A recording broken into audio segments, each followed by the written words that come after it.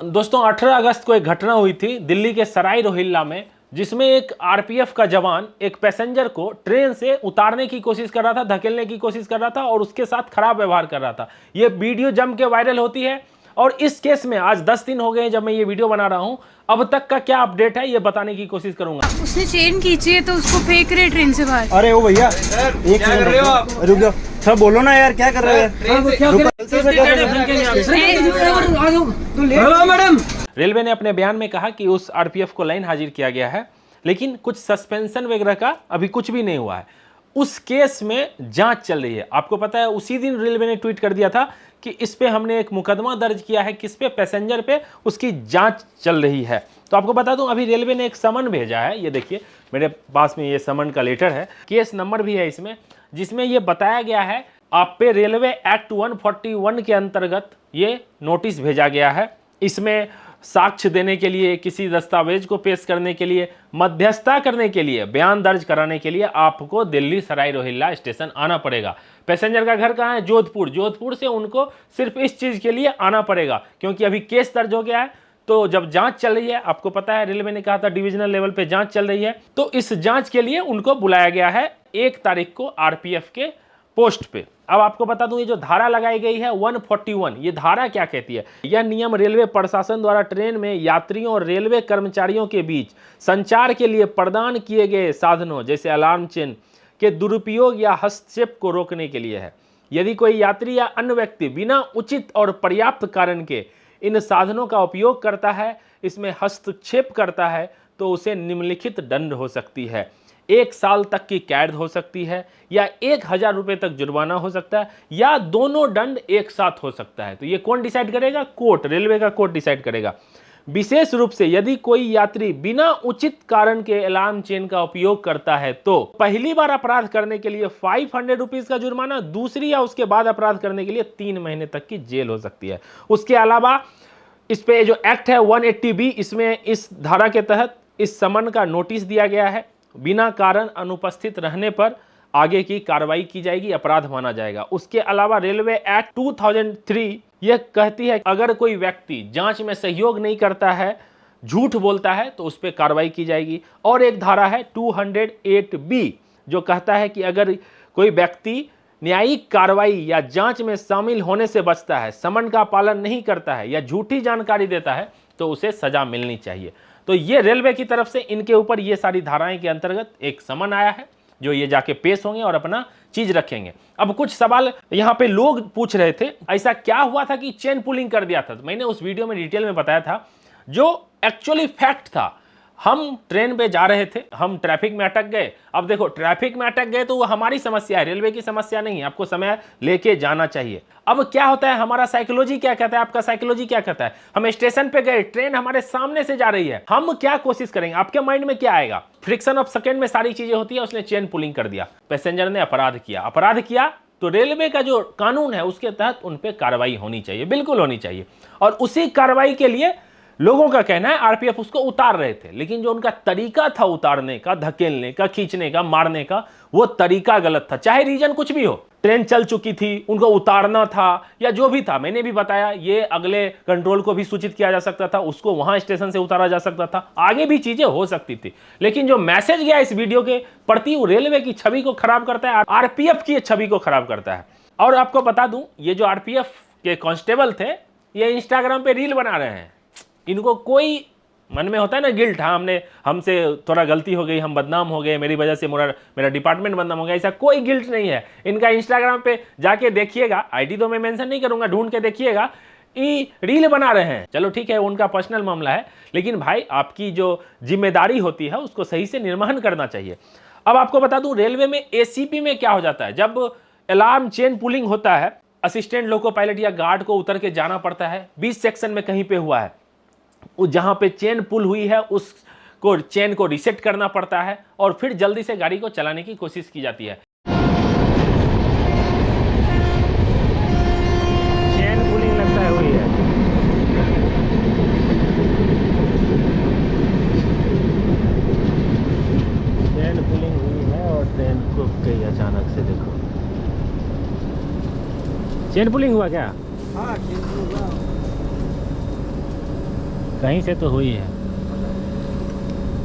अचानक से गाड़ी चलते चलते रुक गई।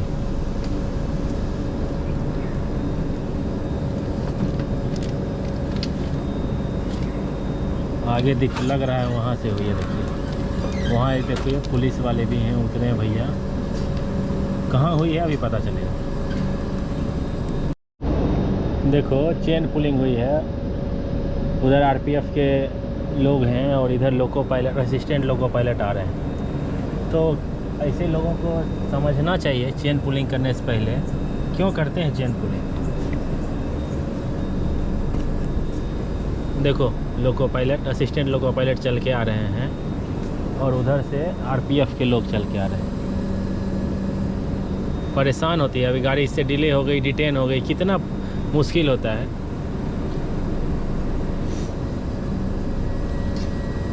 और किसने किया है वो पता नहीं चल रहा है, उतर के भाग गया या क्या हुआ पता नहीं। देखिए फिर किसी ने चेन पुलिंग कर दिया। यार काहे चेन पुलिंग करते हो। देखो असिस्टेंट लोको पायलट को आना पड़ा और फिर अभी लौट के जा रहे हैं। देखिए पीछे गार्ड साहब, कहाँ पीछे से हुआ था सर, आगे हुआ है क्या। ट्रेन आ रही है, देख लीजिए ट्रेन आ रही है आगे। ये देखिए आगे लोको पायलट साहब और पीछे देखिए व्हाइट कलर का अगर दिख रहा होगा तो गार्ड साहब, दोनों आए इस चेन पुलिंग को बंद करने के लिए। क्यों ऐसा करते हो यार, मत करो। एक लोकोमोटिव आ रही है, 2 बार अभी तक चेन पुलिंग हो चुका है इस ट्रेन में। पता नहीं कौन से लोग हैं जो ये चेन पुलिंग कर रहे हैं। इन सारी चीज़ों में कम से कम 15 मिनट का टाइम लगता है, कम से कम 15 मिनट। अगर ये ब्लॉक सेक्शन में है, इससे परेशानी किस किस को हुई, रेलवे के कर्मचारी को हुई, पैसेंजर को हुई, और पीछे चलने वाले जो ट्रेन है वो सारे इसमें डिटेन होते हैं, उनके समय पे इफेक्ट पड़ता है। और इसके साथ रेलवे का ऑपरेशन कॉस्ट जो होता है ना, उसमें के भी खर्चे बढ़ जाते हैं। इलेक्ट्रिसिटी बढ़ी हुई है, ये जो टाइम किल हुआ, इसके लिए रेलवे बहुत सख्त, मतलब अपने स्टाफ पे भी सख्त रहता है कि भाई देखो चेन पुलिंग नहीं होना चाहिए। बिहार में आपको बता दूं, जनरली जो छोटे हॉल्ट स्टेशन है जहां पे इसकी कोई निगरानी नहीं होती है, चेन पुलिंग आम बात है। जिसको मन हुआ घर के सामने चेन पुलिंग कर दिया और उस पर कोई कार्रवाई नहीं कर पाती है। क्योंकि देखो चेन पुलिंग अगर कोई करेगा उसको पकड़ना पड़ता है, कैसे पकड़ेगा कोई, उसके लिए यात्रियों की सहयोग की जरूरत होती है। कई लोग अपने मन में फन के लिए चेन पुलिंग कर देते हैं, जो कि बिल्कुल गलत है, नहीं करना चाहिए। आप सोचो रेलवे आपकी संपत्ति है, आप अपने फन के लिए घर के सामने उतरने के लिए चेन पुलिंग कर रहे हो। देखिए अभी चेन पुलिंग हुआ था इस ट्रेन का, तो प्रेशर निकल गया था तो उसने उसको रिलीज़ भी कर दिया। गार्ड साहब उतरे थे उसको बनाने के लिए।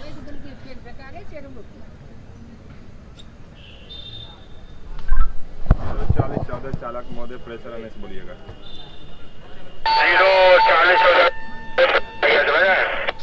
ठीक है, चला जाए चालक महोदय 04014। देखिए भैकम्प करके उतरने वाले पैसेंजर ये थे, चेन पुलिंग करके उतर गए थे। ऐसे लोगों को पकड़िए पीटिए। लेकिन ये जो केस था, रेलवे कहती है in case of emergency, emergency क्या क्या हो सकता है, कोई लटकता हुआ किसी की जान जा रही है, चेन पुलिंग किया जा सकता है। रेलवे भी कहती है, लोको पायलट भी करते हैं, अगर कोई ट्रैक पे आ गया है तो इमरजेंसी ब्रेक मारते हैं ना, खींचते हैं और गाड़ी रुकती है, जान बचाने की कोशिश करती है। तो जान बचाना सबसे ज़्यादा इंपॉर्टेंट है। लेकिन इस केस में जान ही लिया जा रहा था। मैं तो यही कहूँगा ये अटेम्प्ट टू मर्डर है।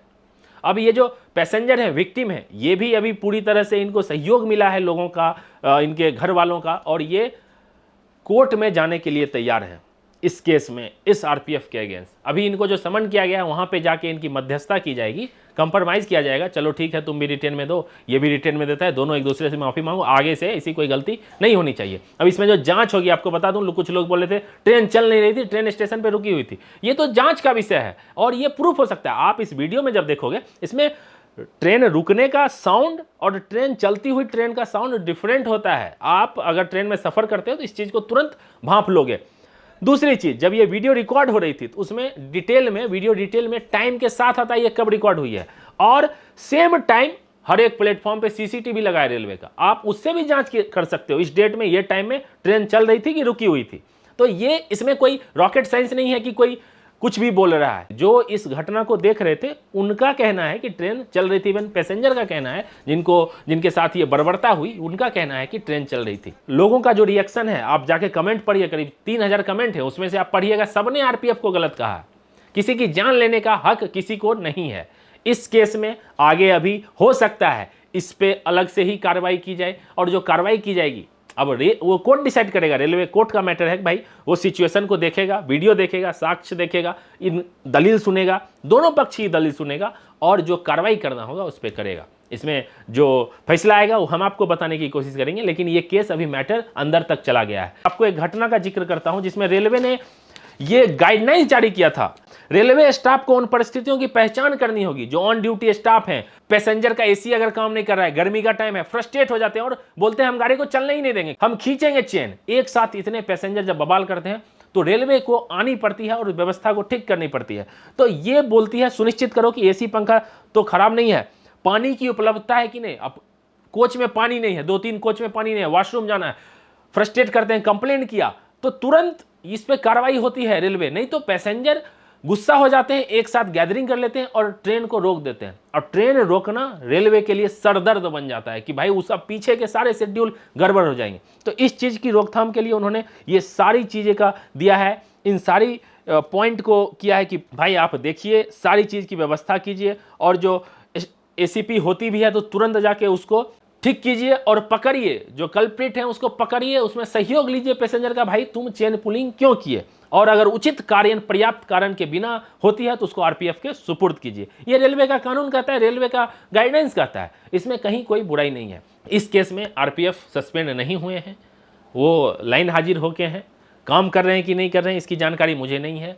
पैसेंजर को बुलाया गया है, अब इस केस की जाँच की जाएगी, उसके बाद रेलवे को अगर बयान देना होगा तो देगी, नहीं तो पैसेंजर के थ्रू ये पता चल जाएगा कि इस केस में क्या हो गया। ये सारा जो डिटेल था मैंने आपको बताने की कोशिश की, चूँकि मैंने वीडियो बनाया था, सोचा इसके बारे में आपको डिटेल दे दूँ। अगली वीडियो में हम कोशिश करेंगे, हमने डेटा गैदर किया है कि भाई रेलवे में जो पेनल्टी का नियम है उसका कानून क्या कहता है, किस केस में क्या पेनल्टी हो सकती है, इसके बारे में आपको बताने की कोशिश करूँगा।